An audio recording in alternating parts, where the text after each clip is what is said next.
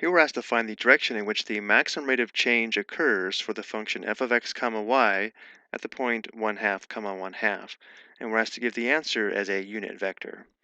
The gradient of f is going to give us the direction in which the maximum rate of change of the function occurs, which if we have f of x comma y, then the gradient of f is equal to the vectored valued function, where the x component is equal to the partial of f with respect to x, and the y component is equal to the partial of f with respect to y. So we'll first find the gradient, then evaluate it at the point 1/2 comma 1/2, and then we'll find the unit vector in this direction. Then once we do all of this, we'll look at it graphically. So we'll find the gradient of f. So the x component is going to be equal to the partial of f with respect to x, which means we want to differentiate 5x sine of xy with respect to x, treating y as a constant. In order to show, we'll have to apply the product rule. So applying the product rule, we have the first function 5x times the derivative of sine xy with respect to x, again treating y as a constant, which would give us cosine of xy times the derivative of xy with respect to x, which would just be y. And then we have plus the second function, which is sine xy, times the derivative of 5x with respect to x, which would be 5.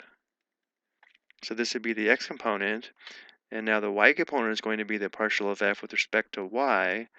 So now we differentiate 5x sine xy with respect to y, treating x as a constant. So we'd have 5x cosine of xy times the derivative of xy with respect to y, which would be x. Now let's go ahead and simplify this. So here we have 5xy cosine xy plus 5 sine xy, and the y component would be 5x squared cosine of xy. And now we need to evaluate this at the point 1/2 comma 1/2. So we'll substitute 1/2 for x and 1/2 for y. So here we'd have 5 times 1/2 times 1/2, that's 5/4. Cosine of x times y would be 1/2 times 1/2, or 1/4, plus 5 times sine of x times y, again, is 1/2 times 1/2, or 1/4. And for the y component, we have 5 times x squared is 1/2 squared, or 1/4. 5 times 1/4 is 5/4. And we have cosine of x times y, or 1/2 times 1/2, which is 1/4. So this vector here is the vector that points in the direction of the maximum rate of change of f at the point 1/2, 1/2. But we're asked to give the unit vector in the same direction. Before we do this though, let's get decimal approximations for the x and y components. So we want to first make sure we're in radian mode. So we'll press the mode key. Notice how we are in radian mode. So we'll go back to the home screen by pressing second mode.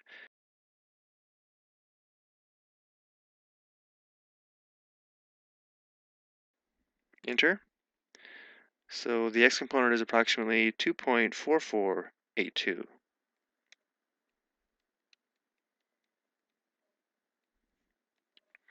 And now we'll approximate the y component, which would be approximately 1.2111.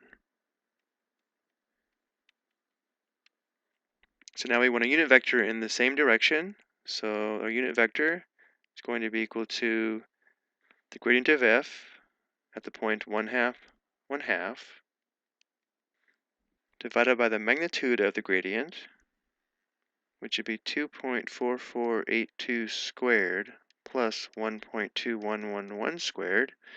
Now for our next step, let's get a decimal approximation for the magnitude. So we have approximately 2.7314. And then we'll find the actual x and y components of the unit vector that points in the same direction as the gradient of f.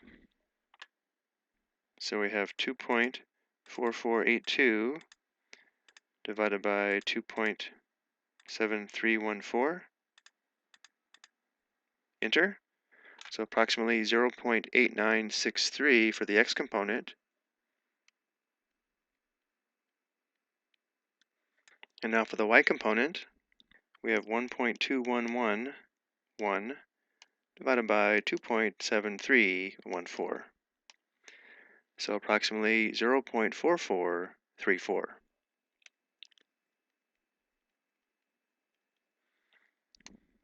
So this is the unit vector that points in the same direction as the gradient of f, or the unit vector that points in the direction in which the maximum rate of change occurs for the function at the point 1/2, comma 1/2. And let's look at this graphically. It's hard to get a really good graph of the surface because it oscillates so much. But we were given the point 1/2, 1/2, which is this point in the xy plane. This point here is a corresponding point on the surface.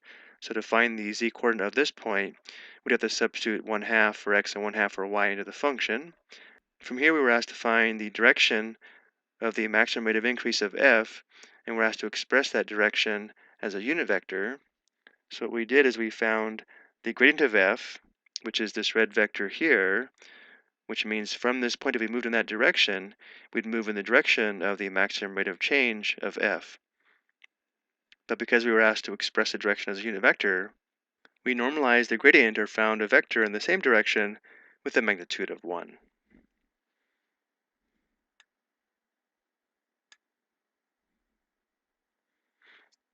I hope you found this helpful.